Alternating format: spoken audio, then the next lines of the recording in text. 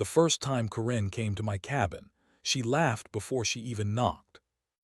I was kneeling in my vegetable garden, pulling weeds that had grown after a week of steady rain. My cabin wasn't much to look at. It was barely 800 square feet, built by my father more than 40 years earlier with pine logs cut from the property itself. The porch leaned just enough to make visitors nervous, and the old pickup parked beside it had over 200,000 miles on the engine. To most people driving through the neighborhood, my place looked like the last house that should still exist. The subdivisions around me were filled with expensive homes, polished stone driveways, and perfectly trimmed lawns. My cabin sat in the middle like a stubborn reminder of what the land had been before developers arrived. "Well," she said loudly, "I finally found the eyesore." I stood up slowly, brushing dirt from my jeans. "Can I help you?"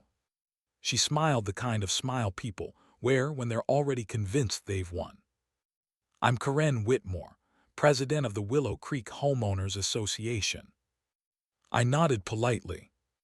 "Nice to meet you." I wish I could say the same. She looked around my yard with obvious disgust.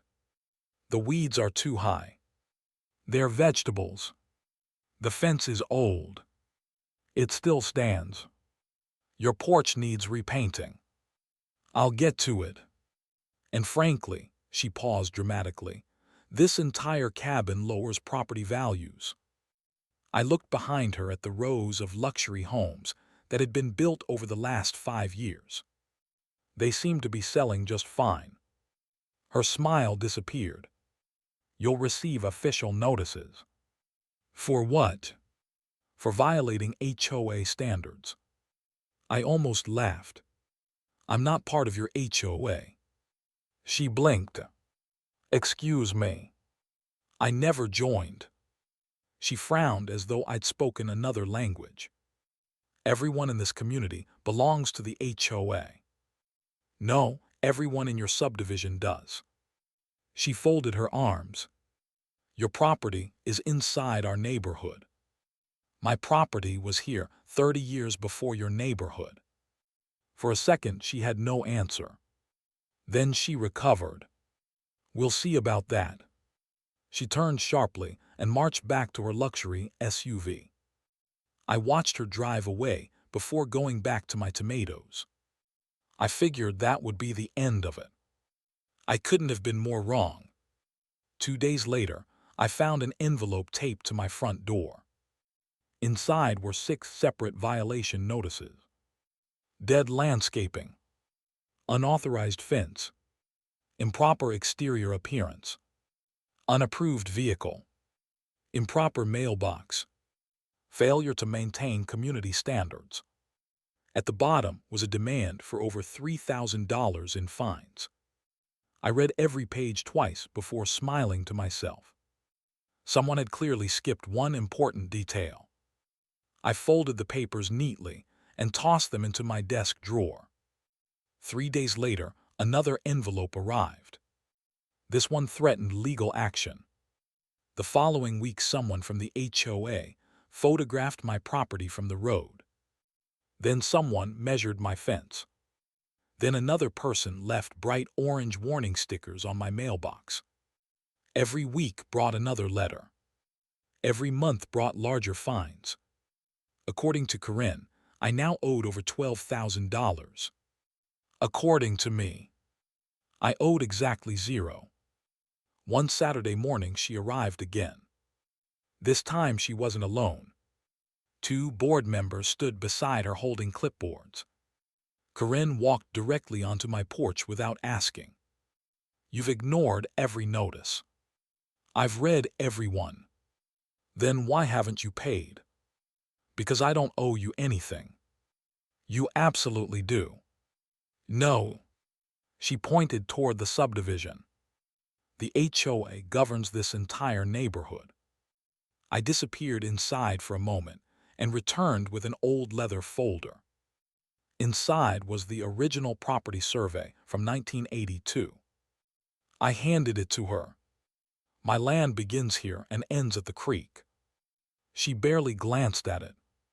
Our attorney disagrees. Then your attorney hasn't read county records. She handed the papers back. You'll lose in court. I doubt it. You sound very confident. I've lived here 42 years. She leaned closer. That cabin won't survive what's coming. Her words hung in the air. I wasn't sure whether it was a warning or a threat. Either way, I simply nodded. We'll find out. As they walked away, one of the board members looked embarrassed. He quietly mouthed the words, "I'm sorry." Karen never noticed. Life settled down for a couple of weeks. I fished in the creek, fixed a loose roof panel, sold homemade wooden birdhouses at the local farmer's market. It wasn't a glamorous life, but after retiring from 35 years as a mechanic, it was the life I wanted.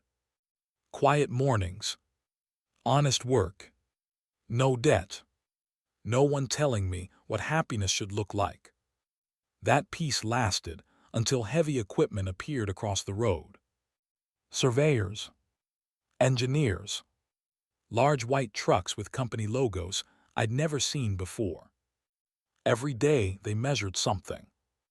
They drove stakes into the ground, flew drones overhead. Even Karen seemed curious. One afternoon, she cornered one of the surveyors near the entrance. I couldn't hear everything they said, but I saw her expression change. She wasn't smiling anymore. That evening, a young man wearing a hard hat knocked on my cabin door. "Mr. Dawson." "That's me. I'm sorry to bother you." "No problem." He introduced himself as Ethan. "We're conducting geological surveys in this area." I noticed. He hesitated.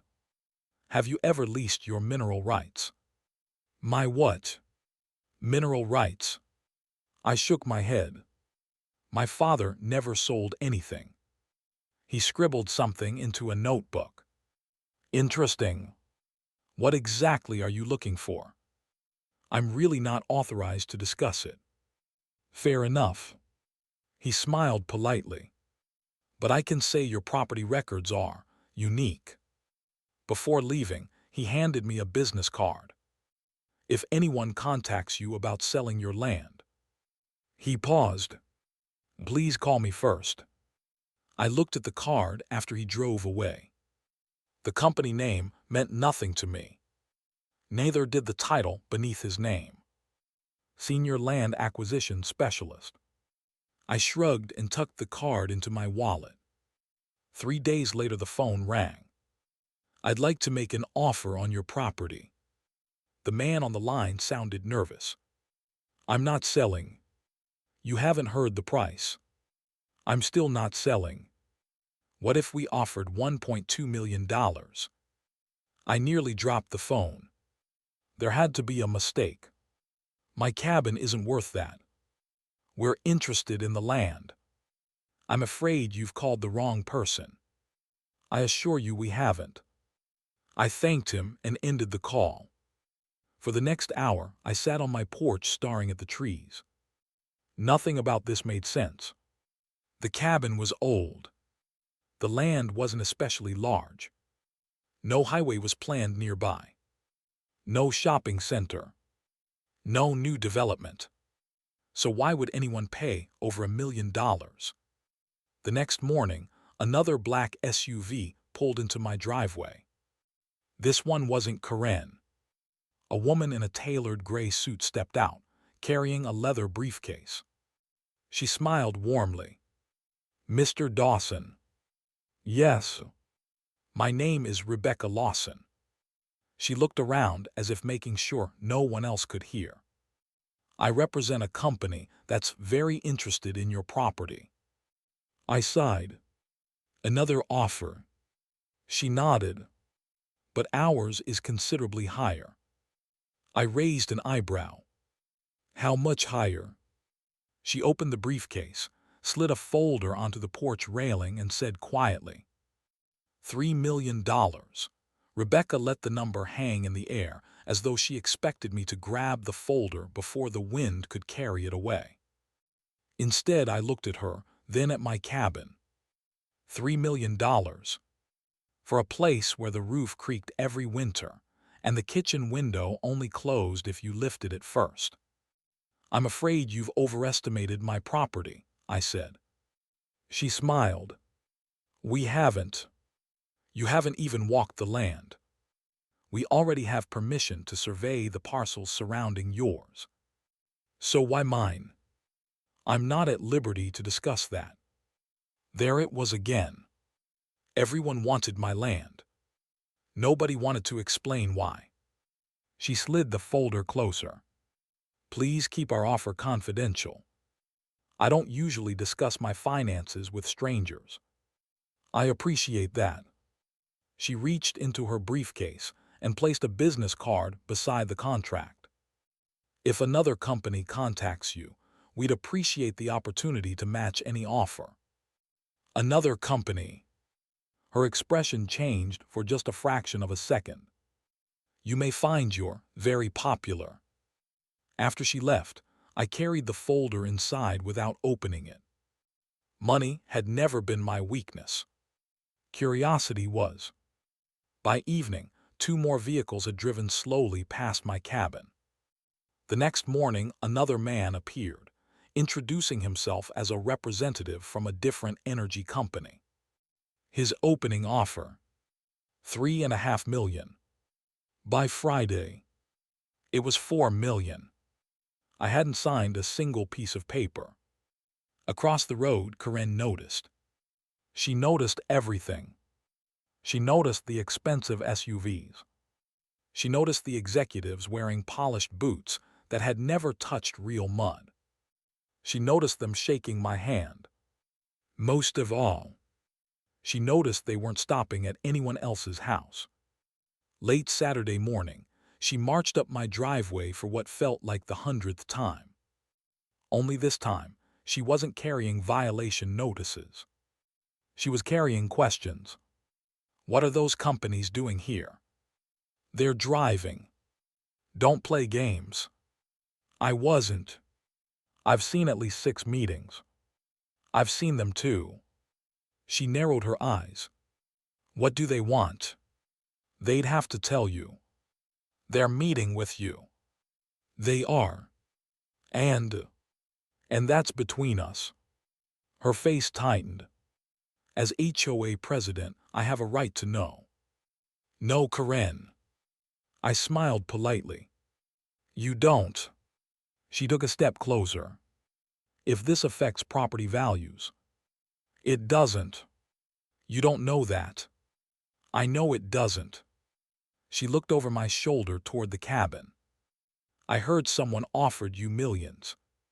"People hear lots of things." "So it's true." "I didn't say that." She hated not being in control. I could almost see it. For months, she treated me like the poor old man everyone could push around. Now people in tailored suits were lining up to knock on my door. It didn't fit the story she'd written about me. She left without another word. But I noticed something different. For the first time, she looked worried. 3 days later, I drove into town for groceries. When I returned, fresh tire tracks crossed my front yard. Someone had driven nearly to the back of the property. I walked the tracks until they disappeared near the creek. There I found broken branches and footprints. Someone had been exploring. Not hiking. Looking. That evening, I installed 2 old trail cameras I'd used years earlier when deer kept eating my garden. If someone came back, I'd know. 2 nights later, the cameras captured exactly what I expected. Karen and 2 HOA board members, flashlights in hand, walking across my property after midnight, stopping every few yards, looking at maps, talking quietly. One of them even pointed toward the ground near the old oak tree. I watched the footage 3 times. Not because I couldn't believe it, because I wanted to be certain. The next HOA meeting was held Thursday evening. For the first time in years, I decided to attend. The clubhouse buzzed with conversation. Neighbors glanced at me with curiosity. Some smiled. Others whispered. Karen spotted me immediately. I didn't expect to see you here. I had some free time. This meeting is for HOA members. I know. So why are you here? I heard it was open to the public. Technically, it was. She couldn't ask me to leave. Her smile looked painfully forced. During the meeting, she discussed landscaping, holiday decorations, parking rules, fence colors, everything except the dozens of survey trucks circling the neighborhood. When the floor opened for questions, I stood. I have one. Karen sighed dramatically. Go ahead. Has the HOA been discussing nearby land acquisitions? Silence. Every head turned toward her. No. Really? No. Interesting. She folded her hands. Why do you ask? Because several companies seem interested. They haven't contacted the HOA. I didn't ask whether they contacted the HOA. A few people exchanged confused looks. Karen quickly moved to the next question. Too quickly. After the meeting, an elderly couple approached me in the parking lot. My grandson works for the county, the husband whispered. He told us something unusual. What? They've been reviewing mineral records from nearly 70 years ago. Mineral records? He nodded. I don't know why. Neither did I. Yet, the answer arrived 4 days later. I was repairing a fence post when Ethan, the young surveyor, returned. This time he looked exhausted. You've been busy. He laughed nervously. You could say that. You still can't tell me what's going on. He looked around to make sure no one was nearby. Then he lowered his voice. I probably shouldn't even say this. I won't repeat it. He hesitated. The geological surveys confirmed something. What? He swallowed. There's a significant oil reserve beneath this area. I stared at him. Oil? He nodded. Potentially one of the largest discoveries in the county in decades. I looked toward the hills surrounding my cabin. This land? Yes. I laughed. Not because it was funny. Because it sounded impossible. I've lived here over 40 years. So have the oil deposits. He smiled. They just hadn't been found. My eyes drifted toward the creek. So why is everyone after my property? He gave me a sympathetic look. Because your parcel sits directly above the richest section. Before I could respond, a familiar voice interrupted. I knew it. Karen.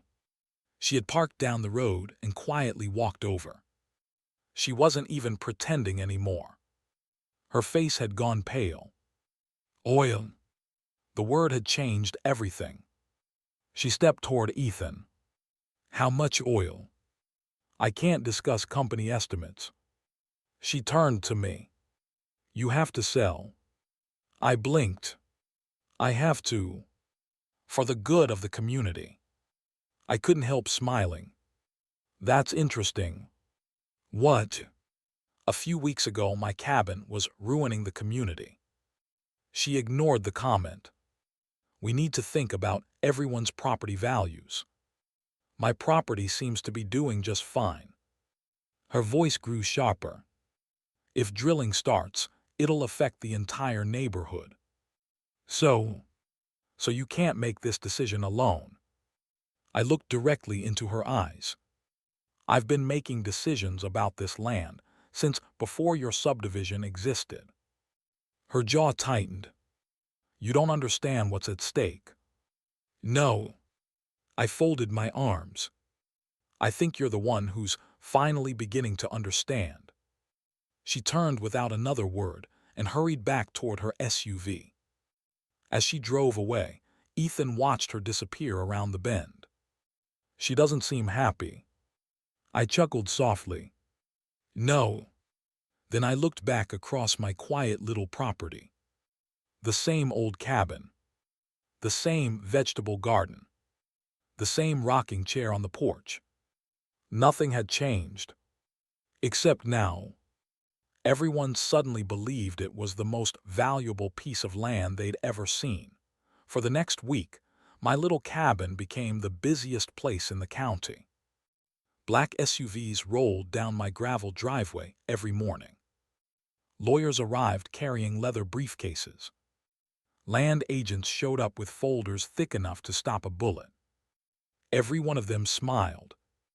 Every one of them called me Mr. Dawson. Every one of them promised they were offering the best deal I'd ever see. It was amazing how quickly people learned respect when they believed you were standing on something valuable. I still spent my mornings watering tomatoes. I still fed the stray orange cat that wandered onto my porch every afternoon. I still fixed broken birdhouses in my workshop. Money hadn't changed my routine. It had only changed everyone else's. Karen, on the other hand, had become impossible to avoid. She drove past my cabin so often I recognized the sound of her SUV before I saw it. Sometimes she'd stop at the end of the driveway, staring at the property for several minutes before driving away. Other times she'd stand with members of the HOA board across the road, pointing toward my land while talking in hushed voices. Then one Monday morning, a certified letter arrived. This one wasn't another fake violation notice. It was a notice of an emergency HOA meeting. Even though I wasn't a member, the agenda listed one item that caught my attention: community response to pending oil development. I smiled. A month ago they insisted I wasn't important. Now they were scheduling emergency meetings because of my land. That evening the clubhouse was packed. Neighbors filled every chair. Some stood along the walls. Karen walked to the front with the confidence she'd always tried to project, but tonight it looked forced. She cleared her throat. As everyone knows, recent discoveries may impact our neighborhood. A man in the second row raised his hand. What discoveries? Karen hesitated. There have been reports. Another homeowner spoke up. My realtor says an oil company has been buying land nearby. Someone else added, my property value already went up. The room filled with murmurs. Karen quickly lifted her hands. Please, let's stay focused. She clicked to the next slide. Our board believes it would be in everyone's best interest if Mr. Dawson agreed to sell his property through negotiations coordinated by the HOA. I couldn't help laughing. The room turned toward me. I slowly stood. Coordinated by the HOA. Karen nodded. We're prepared to assist. Interesting. She smiled. We believe cooperation benefits everyone. I reached into my jacket pocket and removed a stack of papers. That's funny. She frowned. Why? Because 6 weeks ago, these same people claimed my cabin was destroying the neighborhood. I held up the violation notices one by one. Dead landscaping. Improper fence. Unauthorized mailbox. Exterior appearance. Old vehicle. Failure to meet community standards. The room grew silent. I've kept every letter. Several homeowners leaned forward. Karen's face turned bright red. Those notices are unrelated. Are they? You've misunderstood our intentions. No. I looked around the room. I understood perfectly. I placed every notice on the table in front of the board. You wanted me gone. No one spoke. You thought an old mechanic living in a tiny cabin would eventually get tired of the fines. Still silence. So tell me. I looked directly at Karen. Would this emergency meeting exist if there wasn't oil under my land? Her mouth opened. Nothing came out. One of the board members slowly removed his glasses. He looked genuinely embarrassed. Finally he spoke. I think we owe Mr. Dawson an apology. Karen whipped around. We do not. Another board member sighed. Actually, he looked at me. I think we do. Then something happened that no one expected. One by one, homeowners started asking questions. Did we really send those notices? Was he ever part of the HOA? Did we threaten legal action? Karen tried answering, but every answer sounded worse than the last. Finally, an elderly woman stood near the back. I've lived here 12 years. Everyone turned toward her. Mr. Dawson has never bothered anyone. She pointed toward me. He waves every morning. Another neighbor nodded. He fixed my fence after the storm.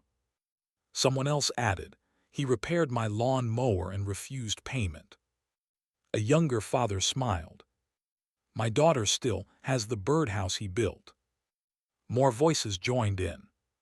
He helped shovel snow. He watches people's pets. He never complains. Karen looked around the room as support slipped away.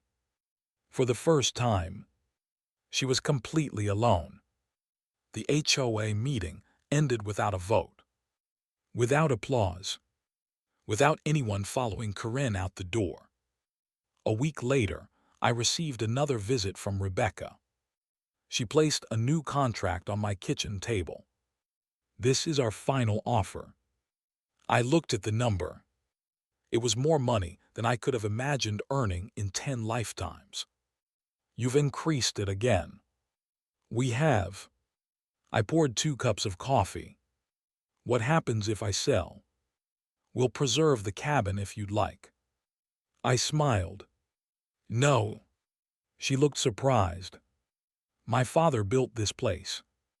She nodded respectfully. I understand. I'll sell part of the land. Only part. The cabin stays. She smiled for the first time that day. I had a feeling you'd say that. The agreement took months to finalize. The drilling rights were carefully negotiated. Environmental protections were added. The creek remained untouched. The old oak tree stayed exactly where it had stood for nearly a century. Most importantly, the cabin remained mine. The money changed my life, but not the way people expected. I bought a newer truck. I repaired the roof.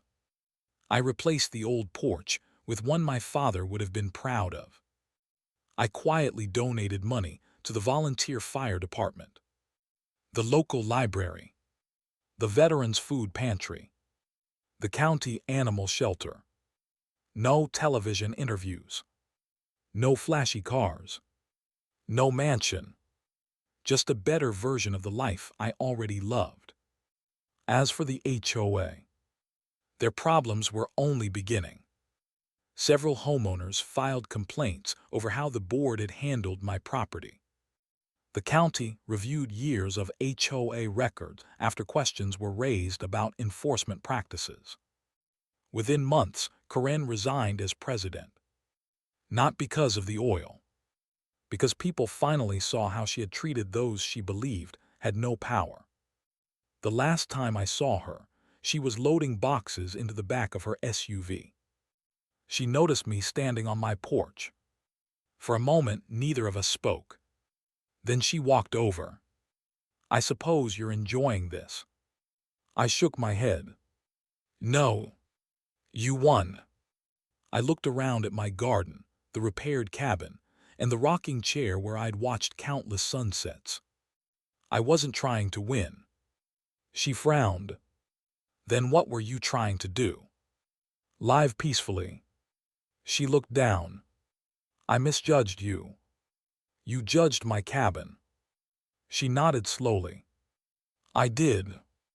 I smiled, not with triumph but with relief. My father used to tell me something. She waited. He'd say, never measure a person's worth by the paint on their walls. You never know what kind of foundation they're standing on. She looked toward the land stretching behind my cabin. I guess he was right. He usually was. She quietly walked away. I never saw her again. Sometimes people ask me what it felt like to discover there was oil beneath my property. They're usually disappointed by my answer. The oil wasn't the best thing I found. It was the truth. The truth about who respected a poor old man, and who only respected what they thought he was worth. The cabin never changed. Neither did I. The only thing that changed was what everyone else finally chose to see.